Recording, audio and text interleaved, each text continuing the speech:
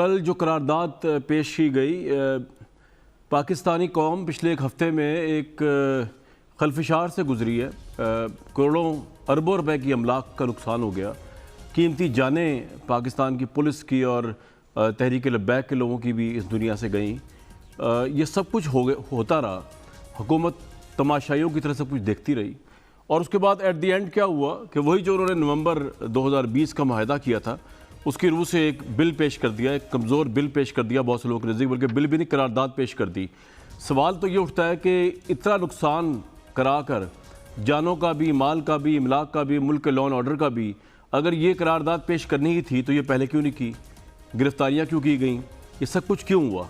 इस पर तो मैं सवाल करूँगा। लेकिन कल एक और बड़ा अहम मामला हुआ। साबिक़ वज़ीर आज़म शाहिद खाकान अब्बासी जो थे, उन्होंने स्पीकर के पास जाके एग्रेसिव होकर कहा कि मैं आपके कुछ जूता मारूंगा और आपको शर्म आनी चाहिए। ये वो अलकाबात थे जो हम रिस्पेक्ट नहीं करते किसी भी पार्लियामेंटेरियन से और नेवरदलेस साबिक़ प्राइम मिनिस्टर से।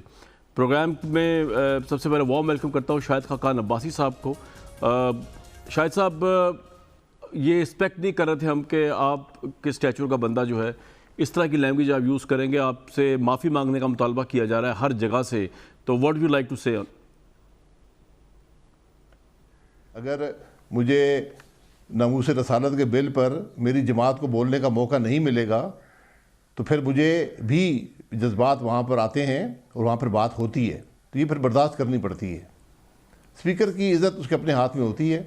मैंने 8 स्पीकर के साथ काम किया है, कभी ऐसे मामलात नहीं देखे जो इन 3 सालों में देखें। ये बदकिस्मती है मुल्क की और हमारी बदनसीबी है कि ऐसे सर वो ठीक है, जज्बात में आना समझ आता है, लेकिन अल्फाज का चुनाव, आप जैसे स्टैचू का बंदा जो एक्स प्राइम मिनिस्टर रह चुके हैं, जज्बात का अल्फाज का चुनाव तो आप बेहतर कर सकते थे ना। मैंने पहले कहा ये नहीं होना चाहिए था, ये ठीक नहीं है, लेकिन ये पार्लियामान में पूरी दुनिया में होता है क्योंकि वहाँ पे अवाम के जज्बात की नुमाइंदगी करनी पड़ती है। हमारे अपने भी जज्बात होते हैं और नामूस रसालत से बढ़कर कोई मसला हमारे लिए नहीं है। एक दिन पहले भी स्पीकर साहब को यही रवैया था, हमारी जमात को बोलने नहीं दिया। यहाँ पर करारदाद पेश हुई, उस पर बोलना हमारा हक़ था, उस पर बात करना हमारा हक़ था। अगर स्पीकर ये हक़ छीनेगा फिर वहाँ पे जज्बात उभरते हैं। इस बात का एहसास स्पीकर को होना चाहिए और कल हुआ है। मुझे उस पर कोई खुशी नहीं है, उससे ना हमारी इज़्ज़त में इजाफा हुआ ना हाउस की तौकीर में इजाफा हुआ, लेकिन जज्बात उभरे हैं। जब जज्बात उभरते हैं फिर बात होती है। ये ज़िंदगी का हिस्सा है, पार्लियामान में ये होता है, पूरी दुनिया में होता है। मुझे इस पर नदामत सिर्फ इस हवाले से है कि ये बात ना होती अगर स्पीकर बोलने का मौका देते अपोजिशन को।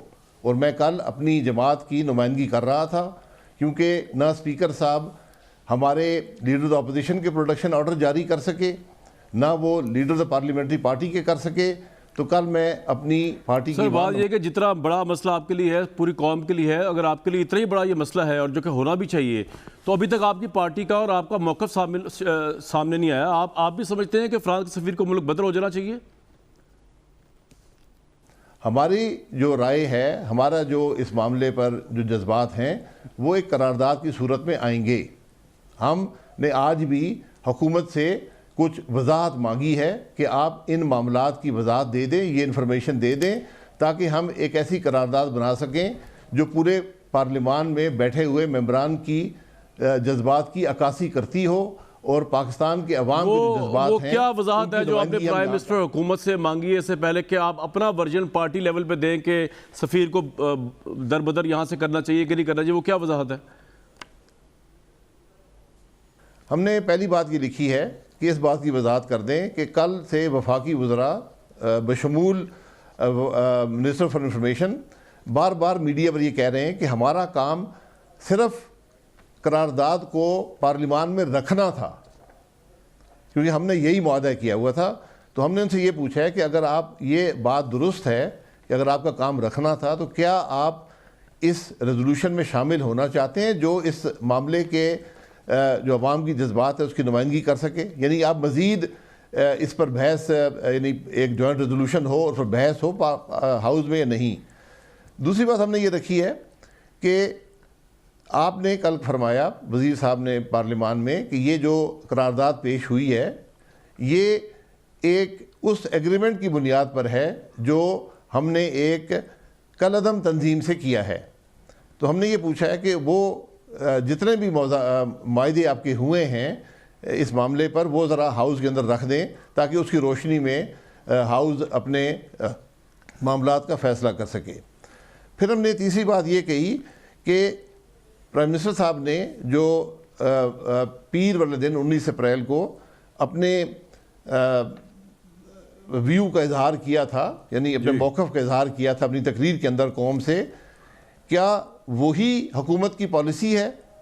क्योंकि जो बातें उन्होंने तकरीर में की उसमें और इस रेजोल्यूशन में बड़ा खुला तजाद है।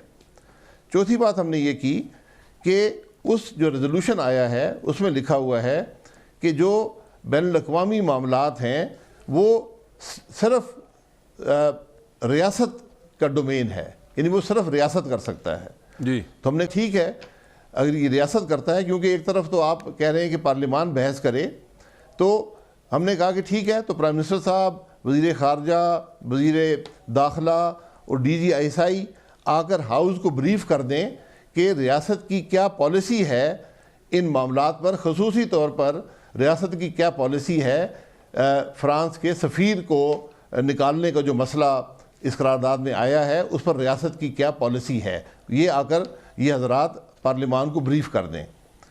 चौथी बात हमने ये लिखी है कि क्या, पांचवी बात कि क्या कोई इन्वेस्टिगेशन शुरू हुई है कि ये जो मुल्क के अंदर लॉ एंड ऑर्डर की सिचुएशन पैदा हुई पिछले 10 दिन में और जो जाने पुलिस की भी, शहरियों की भी और मुजाहिरीन की भी इसके अंदर काम आई हैं, उनके बारे में कोई इन्वेस्टिगेशन शुरू की गई है या नहीं। और छठी बात हमने ये लिखी है कि क्या लीडर ऑफ द हाउस जो हैं वो मुनासिब समझेंगे कि हाउस में आएँ और ये हाउस को बताएं कि तहफ़्फ़ुज़ नामूस रसालत के बारे में उनकी हुकूमत की पॉलिसी क्या है।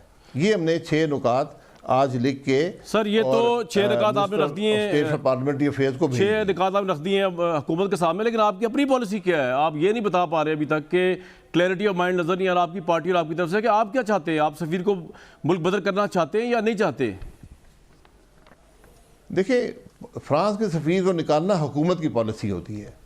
जब वो हकायक वो जानते हैं जब वो हकायक जानते हैं तो वो अपना फ़ैसला करें और फिर हाउस के अंदर ले आएँ कि हमें इस फैसले में सपोर्ट चाहिए। ये फ़ैसला गवर्नमेंट करती है। यहाँ पर हुकूमत ने खुद कहा है कि ये रियासत करती है, तो रियासत आके अपना मौक़िफ़ बताए, उसका मौक़िफ़ है क्या। इसीलिए हमने कहा कि जो 4 अफराद ज़िम्मेदार हैं इस मामले के, जो वो आकर पार्लियामान को ब्रीफ कर दें।